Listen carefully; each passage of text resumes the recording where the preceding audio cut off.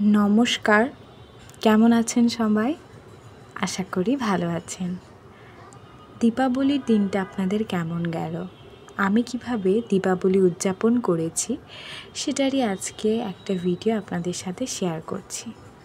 দীপাবলি মানেই তো চারিদিকে আলো।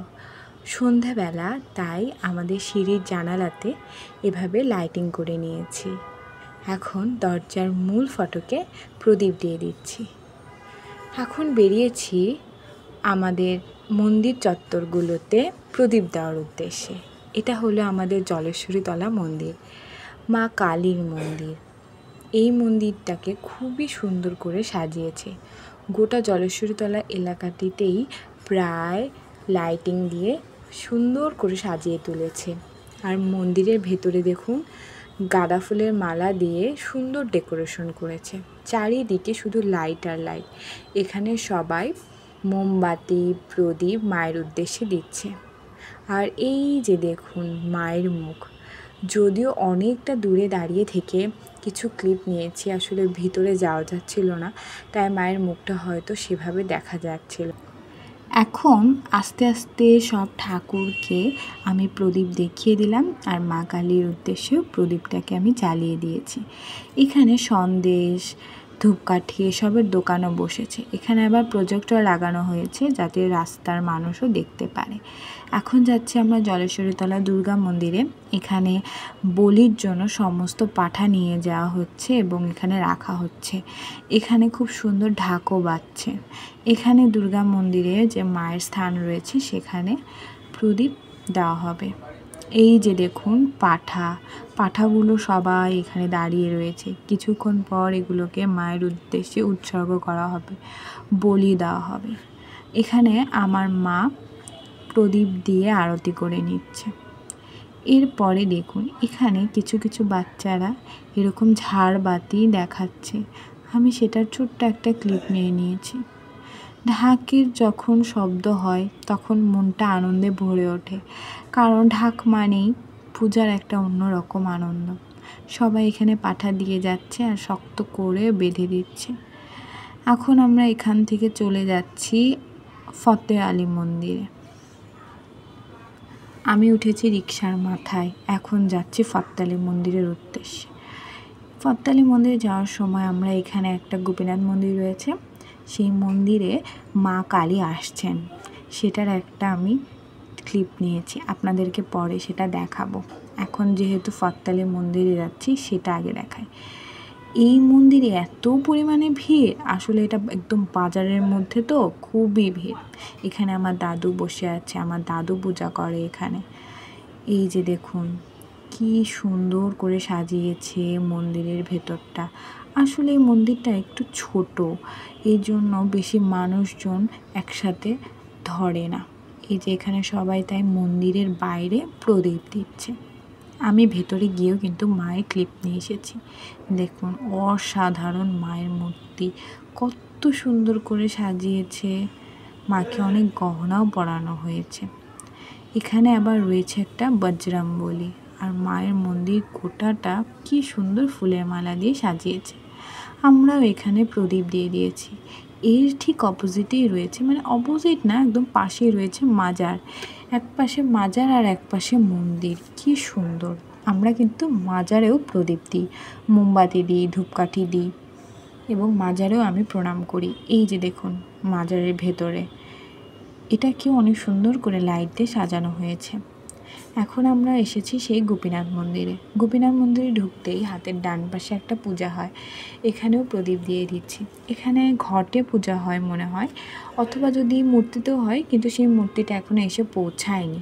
কি সুন্দর করে সাজিয়েছে, হাতে এঁকে এঁকে মা কালীর অনেক সুন্দর সুন্দর ছবি এঁকে ডেকোরেশন করেছে, অসাধারণ। কিছু ছোট ছোট বাচ্চারা এখানে ঝাড়বাতি জ্বালাচ্ছে, পটকা ফাটাচ্ছে। আমিও গিয়েছিলাম জানেন ঝাড়বাতি কিনতে, কিন্তু একটা ঝাড়বাতি পটকা কিচ্ছু পাইনি মার্কেটে। পুলিশ নাকি সব নিয়ে চলে গিয়েছে। এবছর আমি একটাও পটকা এবং ঝাড়বাতি জ্বালাতে পারিনি। তাতে কি, আমি না হয় না জ্বালাতে পারলাম, অন্য সবার জ্বালানোগুলো দেখি। এখানে দেখুন তুলসী তলাকেও কি সুন্দর করে আলপনা দিয়েছে। এখানে আবার মায়ের একটা অন্যরকম জিনিস দেখলাম, মায়ের বরণ। সেভাবে কালী পুজোতে কখনো মায়ের বরণ দেখিনি, এবছর দেখতে পেয়েছি। আসলে অনেক ভাগ্যের একটা ব্যাপার, এইমাত্র মা কালী এসে তার স্থানে উঠল। এটা দেখাও কিন্তু অনেক বড় একটা সৌভাগ্য। এই মন্দিরটা নতুন করেছে, খুবই সুন্দর। এখানে মালা পরানো হচ্ছে। এই পাশে দেখুন ভূতকে সাজিয়ে রাখা হয়েছে, মনে হয় আজকে পোড়ানো হবে। এই যে সবাই মন্দির চত্বরে তুবড়ি ফাটাচ্ছে, খুবই সুন্দর লাগছিল। এবছর যদি ফাটাতে পারতাম অনেক ভালো লাগতো, কিন্তু কি আর করার। এখানেও দেখুন ভূতের বাড়ি বানিয়েছে, অসাধারণ। এই যে আমার মা এখানে আরতি করছে, প্রণাম করে প্রদীপটা এখন দিয়ে দিবে। একটু পরে মায়ের বরণ হবে, সেটাও আমি আপনাদেরকে দেখাবো। এই মন্দিরের পেছন অংশটাকেও খুব সুন্দর করে সাজিয়েছে। এখানে রয়েছে ভোগ ঘর, এটা হলো আমার কাকিমা ভোগ রান্না করছে এখানে। মন্দিরের সিঁড়িগুলোতেও সুন্দর প্রদীপ দেওয়া হয়েছে, দাঁড়ান আপনাদেরকে দেখাই। এই মন্দিরের ঠিক পেছনেই রয়েছে করতোয়া নদী, নদীতেও তো প্রদীপ দিতে হয়, তাই আমার মা এখানে প্রদীপ দিচ্ছে। নদীর ঠিক ওপারে রয়েছে আরও মন্দির, কিন্তু সেগুলোতে রাতের কারণে যেতে পারিনি। আসলে অনেক রাত হয়ে গিয়েছিল তো, তাই এই পাশেই সবগুলো মন্দিরে প্রদীপ দিচ্ছে। কি মজা, বাচ্চারা এখানে পটকা ফাটাচ্ছে। আর এই দেখুন মায়ের বরণ, এক অপরূপ দৃশ্য।